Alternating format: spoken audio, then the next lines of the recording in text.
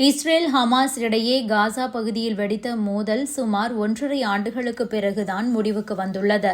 போர் முடிந்து அங்கு மெல்ல அமைதியான சூழல் திரும்பி வரும் நிலையில் அமெரிக்க அதிபர் டிரம்ப் சில பரபரப்பான கருத்துக்களை தெரிவித்துள்ளார்.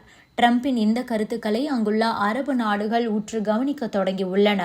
இஸ்ரேல் ஹமாஸ் இடையே கடந்த 2023 ஆண்டு அக்டோபர் மாதம் போர் தொடங்கியது. சுமார் ஓராண்டிற்கு மேலாகவே போர் தொடர்ந்து வந்தது. இதனால் காசாவில் உள்ள அப்பாவி மக்கள் மிக கடுமையாக பாதிக்கப்பட்டனர். நீண்ட முயற்சிக்கு பிறகு கத்தார் உள்ளிட்ட நாடுகள் மத்தியஸ்தம் செய்ததில் ஒரு வழியாக போர் முடிவுக்கு வந்தது. இருதரப்பும் போர் நிறுத்தத்தில் கையெழுத்திட்ட நிலையில் தாக்குதல் நிறுத்தப்பட்டுள்ளது. இதனால் காசாவில் மெல்ல அமைதி திரும்பி வருகிறது. இந்த சூழலில் காசா விவகாரம் தொடர்பாக அமெரிக்க அதிபர் டிரம்ப் சில முக்கியமான தகவல்களை கூறியுள்ளார். அதாவது, காசா பகுதியில் இப்போதுதான் போர் நிறுத்தம் அமலுக்கு வந்துள்ள நிலையில் போரை எப்படி முடிவுக்கு கொண்டு வரலாம் என்பது குறித்து அவர் தனது யோசனையை வெளிப்படுத்தியிருக்கிறார். காசா பகுதியிலிருந்து அதிகப்படியான பாலஸ்தீனிய அகதிகள் வெளியேறும் சூழலில் அவர்களை ஜோர்டான், எகிப்து மற்றும் இதர அரபு நாடுகள் அதிகம் ஏற்றுக்கொள்ள வேண்டும் என்று அமெரிக்க அதிபர் டொனால்டு டிரம்ப் தெரிவித்திருக்கிறார். போரினால் மிக கடுமையாக பாதிக்கப்பட்டுள்ள காசா பகுதியை சுத்தப்படுத்தவே இது ஒரு வழி என அவர் குறிப்பிட்டிருக்கிறார். அமெரிக்க அதிபர் டிரம்ப் தன்னுடைய ஏர்ஃபோர்ஸ் 1 விமானத்தில் பயணித்த நிலையில் அப்போது விமானத்திலேயே அவர் செய்தியாளர்களை சந்தித்து பேசியிருக்கிறார். அப்போது காசா போர் குறித்து அவரிடம் எழுப்பப்பட்ட கேள்விகளுக்குத்தான் அவர் பதில் கொடுத்திருக்கிறார்.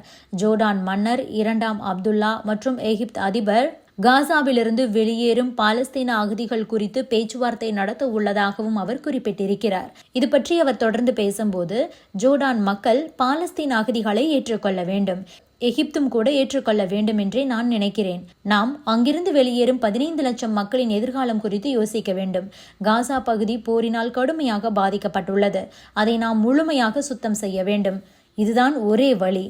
அங்கே அவ்வளவுதான், எல்லாம் முடிந்துவிட்டது. பாலஸ்தீனிய அகதிகளை ஜோர்டான் இப்போதே ஏற்று வருகிறது. அதை நான் மறுக்கவில்லை.